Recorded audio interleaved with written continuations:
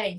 Hello, Olivia. Hello, can you hear How's me it okay? going? Hi. It's my first time doing one of these, so I wasn't exactly sure if I'm in the right place, but Who hopefully. knows? Yeah. But we're happy to try it out.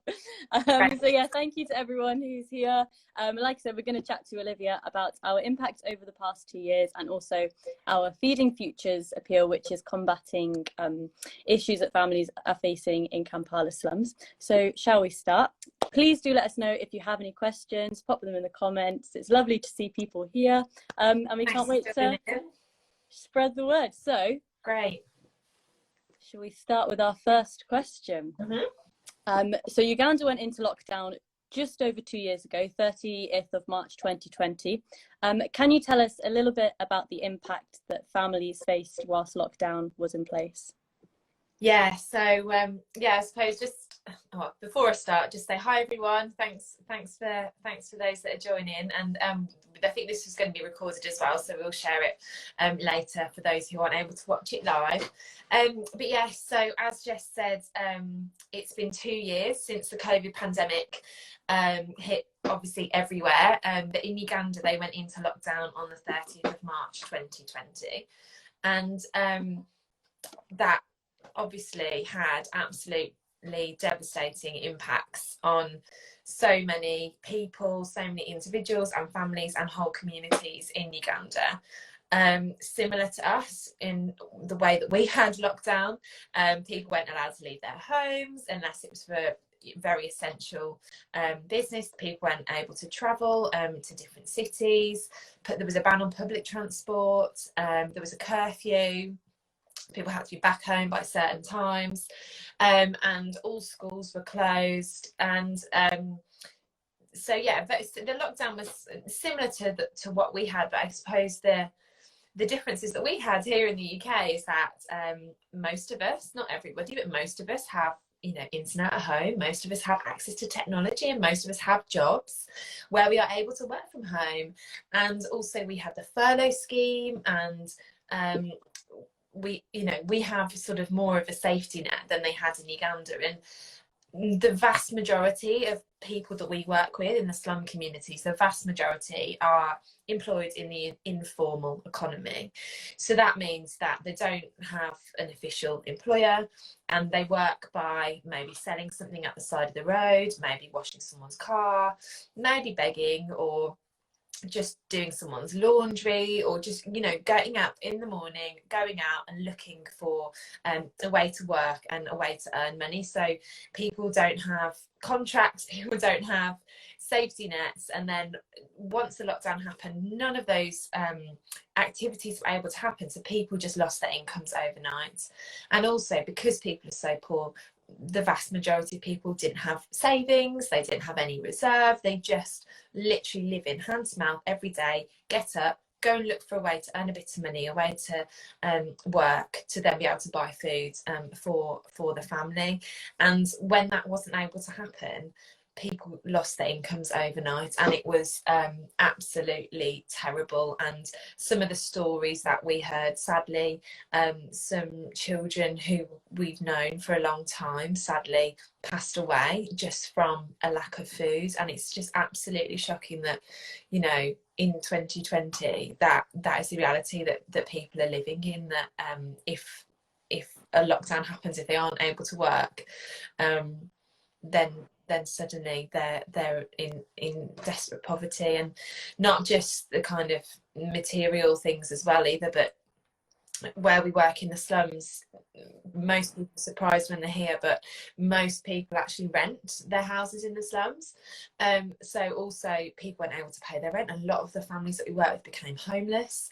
And also there was just lots of social problems similar to what happened in the UK, to be honest. But we suddenly saw a huge increase in family breakdown, a huge increase in domestic violence, a huge increase in cases of child abuse being referred to us. So it really was, and to a lot of extent still is, really, really difficult, and a really, really difficult situation. And then kind of on top of that as well, the bigger picture is the Ugandan economy has obviously been impacted, and as well lots of people got COVID, and lots of people were very ill and well, and passed away from COVID as well. So it was a very, very difficult time.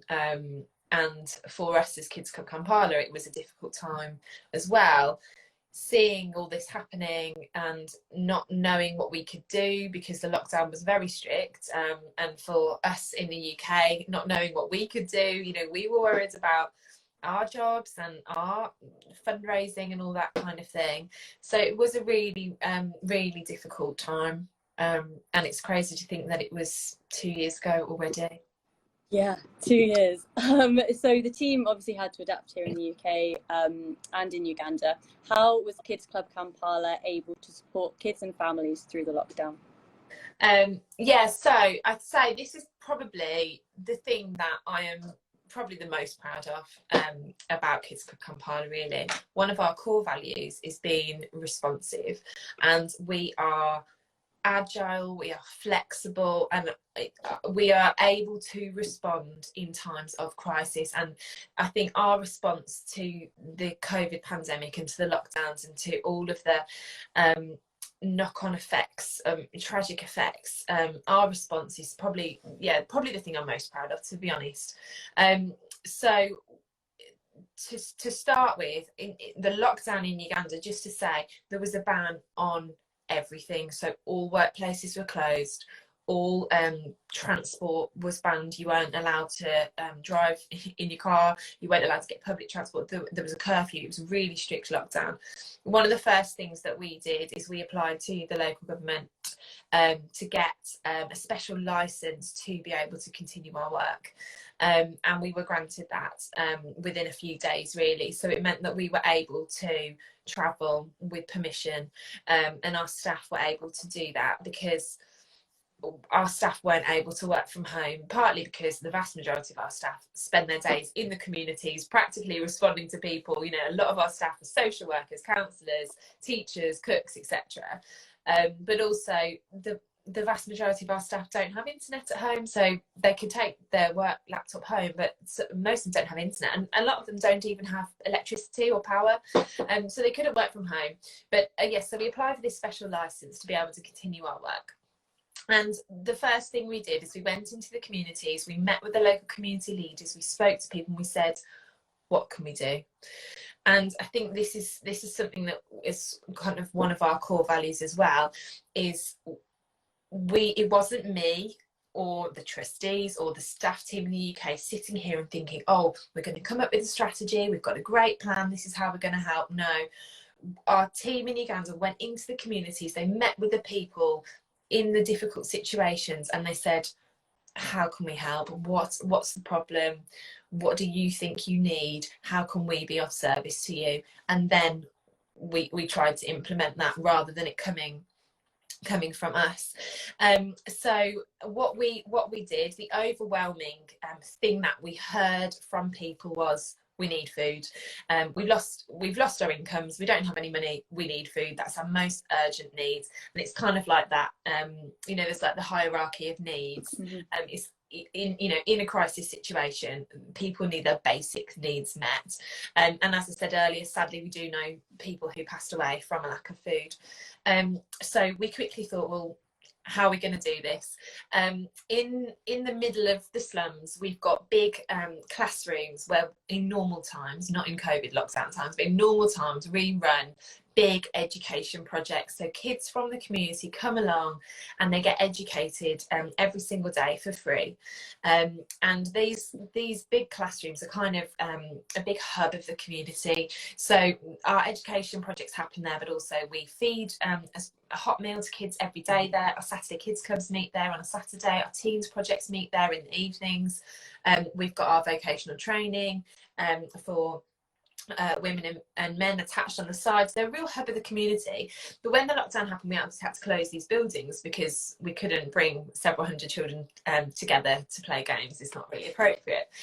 So we had these buildings, and we were hearing that people need food. So what we did really quickly was we turned these buildings from classrooms into food banks, and we were expecting to be able to provide food for a few hundred people. And I think we were a bit overwhelmed, to be honest, with how great the demand was for this food and for these food banks. And people used to come themselves, but also we would get referrals from the local authorities of families in need of food, and then come and they get a big sack full of dry food, which would last them about a week, roughly a week for a family average size of 5, of, you know, rice, beans, posho. Well, it varied, and the demand was so great that what we started doing was we started buying lorry loads of food. So we've got some great photos, which I'm sure we've got on our Facebook page somewhere. But the demand for food was so great that we were buying it from wholesalers, but there was just so much, so we started buying it by the lorry loads, and these massive lorries were just like reverse into the slum, open the back door, and we would be there like piling all the food out into the food bank. And then our staff and also loads of volunteers from the community would then help organise all that and then distribute it to families in need. And as I said, I think that's probably the thing I'm most proud of, really, that we were able to so quickly respond, meet people's needs, and to adapt our resources that we already had, adapt them to be able to help people. That wasn't the only thing we did. We also installed lots of hand washing points all around the slums. We built a brand new toilet block in Katanga slum because obviously sanitation is really important. So we built a brand new toilet block and hand washing facility. Our women's vocational training groups started making loads and loads of masks, so we were then distributing reusable masks to everybody. And our children who weren't able to be at school, and the children who weren't able to come to the education projects, we started doing home learning. And obviously home learning is very different to home learning in the UK because, again, no one has a computer or internet or even electricity or even a safe place inside their home to study. So our teachers were doing homeschooling by going door to door to children and giving them workbooks and sort of encouraging them and helping them in their learning in that way. So we did, lots and lots of stuff, and I've just mentioned a few things. There is loads more as well that I probably can't even remember. But yeah, it's amazing really what we were able to do, and to be honest, we were able to do that as well because we had so many people supporting us in the UK. We weren't sure, obviously, how fundraising would go. We're a small charity. We don't have great big reserves. We don't have great big, wealthy people who give us lots of money. We're a small charity, and we run because we rely on the generosity of other people. That's how we run. And we weren't sure how we were going to fund these food banks. And we obviously we all thought that the lockdown would just be a few weeks. Obviously that wasn't the case. But we were just overwhelmed by actually how many people donated so that we were able to run these food banks, and how so many people were just so generous in supporting us so that we could support so many people. And I think to date, I don't know if you were going to ask this, Jess, but I think to date we've given out 27 million meals through these food banks. Is that right, Jess? 27. Yes, 27,290,000 people. Which is incredible. It's just mind-blowing, isn't it? 290,000 people we have fed in 2 years. In 2 years, and that's all thanks to people mainly, not just, but mainly people in the UK donating financially to enable it to happen, which just, it's mind-blowing really. And I have to say, I'm just so proud of our team in Uganda, of Sam who's managing everything, but all of our team how they adapted as well. All of our teachers and our social workers and all of our head office staff and volunteers as well, how they just adapted and were so resilient and were able to kind of keep everything going and to be running the food banks as well. And another thing as well, which we've just remembered, which is probably should mention, but during this time, we were then approached by local government in Kampala and the local leaders of another slum called Chisenyi, which we hadn't worked in before. We'd never worked in this community before. We were approached by these leaders and they said, "We've seen what you're doing across Kampala, and there's loads of hungry people in our community. Can you help? So we actually set up a food bank in Chiseni slum as well, which we'd never worked in before. We didn't know the community, and that's not normally kind of how we would do it, but it was incredible, and it meant that, you know, more people were able to be fed and to not go hungry, but also it just really, it's a testament to how great our team in Uganda are, that they were kind of recognised for what they were doing, and again able to just adapt really quickly, and kind of pivot what we were doing to also reach another community. So that was pretty special, really.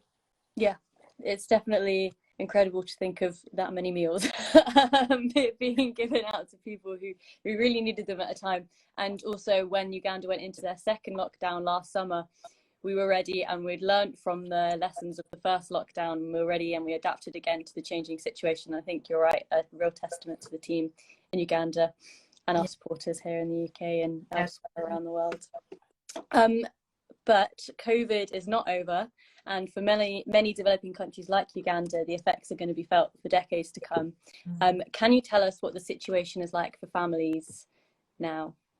Yeah, so COVID is definitely not over. In Uganda, similar to the UK, lockdown has eased. There is no lockdown, and there's not really very many restrictions at all. Although COVID obviously hasn't gone away.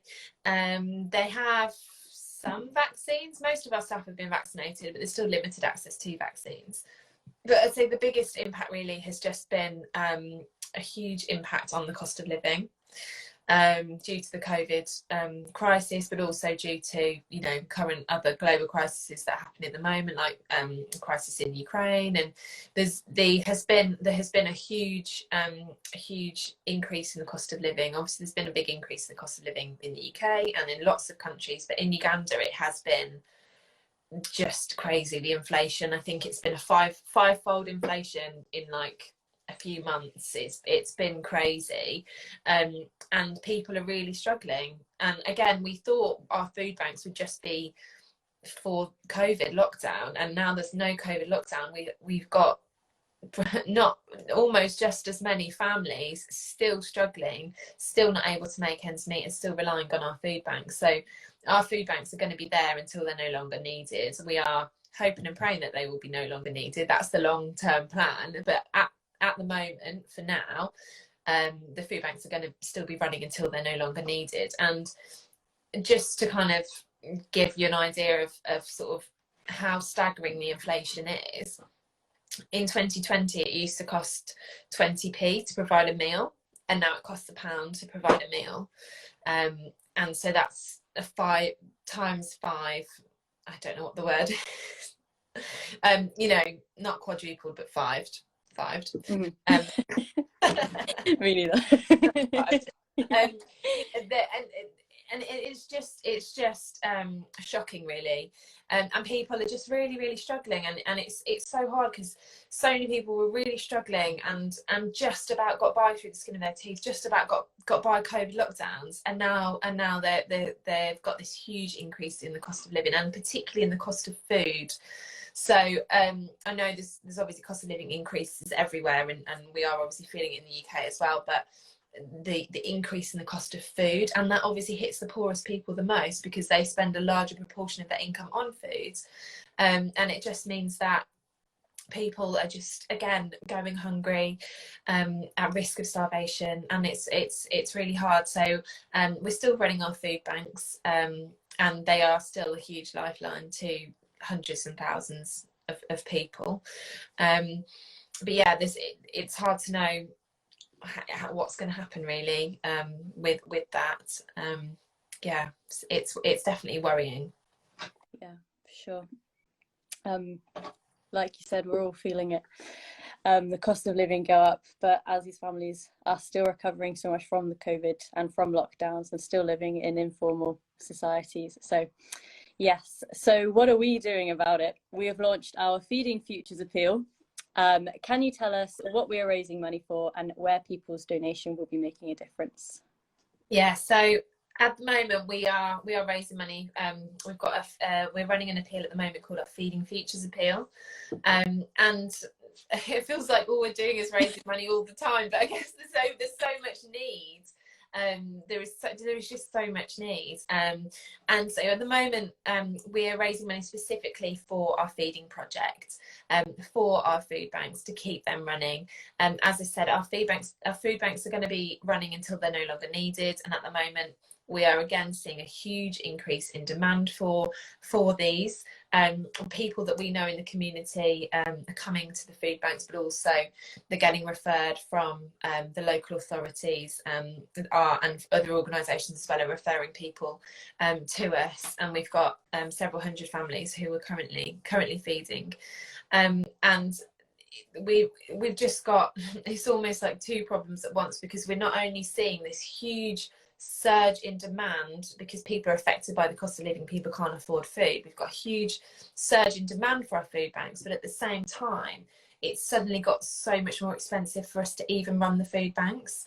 So it means that we can't get as much like food for our money, we can't buy as much food, but then we've also got more people to feed. It's like a twofold kind of issue, which is quite stressful really. And then to be honest, and then thirdfold, it's also affecting like the exchange rate between the pound and the shilling, so even the money we raise here doesn't necessarily go as far there. And so we are raising money because it is so desperately needed, so that we can provide more food to families in need. Our food banks are still running, and at the moment it costs about £32 it costs for a food parcel, and this food parcel will feed a family. An average family size in Uganda is 5, so we make them to feed a family of about 5 people for sort of 5 to 7 days. So for about a week, for a family of 5, costs £32. And as I said, when we started with the food banks, it didn't cost so much, but it does now. But actually, you know, £32, it's maybe a meal out for us here in the UK, isn't it? We could go for one dinner out and probably spend more than that, but that will feed a family of 5 for a week. And we're also still running our feeding project that runs alongside our education project as well. So now that our classrooms are back open and kids are back in school, all of the kids that come along to our education project, they get a hot meal at the end of the day, and the money that we raise is also going towards that, because children can't learn if they're hungry. So children need food, and they can't learn if they're hungry. So it's going to provide the meals at our education project, but also the food banks as well. So as I said, £32 can feed a family of 5 for a week. So that's what we're raising money for at the moment. And that's 3 meals a day for 5 days. Yes. Yeah. And it does, as you said, it's a global trend. Food prices are going up across the world. How can people still contribute and support Kids Club Kampala if they're unable to donate at this time? Yeah, so obviously really aware that everyone is feeling the cost of living increase, everyone's feeling the pinch. So, you know, our intention is never to make anyone feel bad or feel pressured to donating or anything like that. For us, it's just kind of like, this is what we're doing. Do you want to join in? And honestly, as I said, it costs £1 to provide one meal at our education project. To provide a meal for a child, it costs £1. So even if we can donate as £1, then that makes a huge difference. But if you can't give financially, there's so many ways that you can get involved. One way that's really, really helpful is just spreading the word about what we're doing, sharing about our campaign. So can you encourage your friends and family to follow us on social media or to sign up to our newsletter to get our updates? Can you share about what we're doing on your own social media and help spread the word that way? Are you part of a church or part of a community? Maybe you're a teacher at school, or maybe you're part of you volunteer at a brownie club, you're part of a Rotary club or something like that. Could you invite one of us to come and speak at your church or your community event and spread the word that way? We're always looking for more people to kind of hear about what we do and to kind of get on board, join the family, and partner with us in that way. So if you can't donate, then spreading the word is just as helpful. And if you're kind of person that prays, we would love you to pray for us as well, because that's also really helpful. And also you can do fundraising for us as well. So if you can't donate personally, why not do some fundraising and take on a silly challenge, or do something really ambitious to try and you know, get your friends and family to sponsor you to raise a bit of money to go towards providing this vital food at this time. Yeah, we had somebody virtually walk Mount Kilimanjaro, and we've had brownie groups take up little challenges over the summer. There are so many ways you can fundraise, and if you make it personal to you, it's all the more fun. So please do get in touch if you would like to fundraise for us. You can email us or email me, in fact, at jess@kidsclubkampala.org. And we also wanted to do a little shout out because Olivia is going to Kampala in the next couple of weeks. Yes. So yeah, do you want to tell us a little bit about that trip? Yes. So I realised today I'm actually going in 2 weeks. I keep telling people, I keep saying to people, I'm going to Uganda soon, but in my head soon is like a few months away. I'm actually going in 2 weeks' time. So I need to get organised, make sure my passport's still in date and all those kind of things. But yeah, I'm going to be going to Uganda, and I'm so excited because I haven't been for 2.5 years. So the last time I was there was November 2019. I was meant to be going in April 2020. Obviously, that didn't happen. Of COVID, and then for the last year I've been on maternity leave, so I've only been back at work for just over a month. So yeah, it's been 2.5 years since I've been in Uganda, so I'm only going for a week, which is not very long, but I also, it feels quite a long time to be away from home when I've got 2 very little ones at home. But I'm going to go and see with my own eyes what we have been doing for the last 2.5 years, which I cannot wait. You know, I've seen photos, I've read stories, I've had video meetings, and I've seen so much, but actually to go and see with my own eyes and to visit the food banks and catch up with all of our staff and meet our new staff who I haven't even met yet, and see the kids again. I'm really excited. And actually, we were just talking about other ways you can help if you can't donate. If you can't donate financially to our campaign, I have 2 big empty suitcases, and because I'm only going for a week, I don't need very many clothes. I would love you to help me fill my suitcases. So we're particularly looking for, at the moment, any donations of sort of sports and play equipment for children. So footballs, football pumps, play parachutes, puzzles, outdoor games, you know, tennis rackets, balls, things like that. So we're looking for lots of donations of that, but we're also looking for any donations of technology. So if you've got an old laptop or a smartphone, camera, tablet, something like that hanging around at home that you're not using, do let me know. You can either just message on here, or just drop us an email, and I can come and collect, because we really need technology stuff for all of our staff and teams in Uganda to be able to work efficiently. So that's another way that you can help. But I'm really looking forward to it. I really am, and looking forward to then being able to update everybody when I'm back. I might try doing a live when I'm there, but we'll have to see how the internet situation is. That would be exciting, I think. So yeah, if you do have anything that you think we can use in Uganda, let us know. You can email us at info@kidsclubkampala.org. Thank you very much, everyone, for watching. Do let us know if you have any questions, and if you are able to donate, you can go to the link in our bio and make a donation.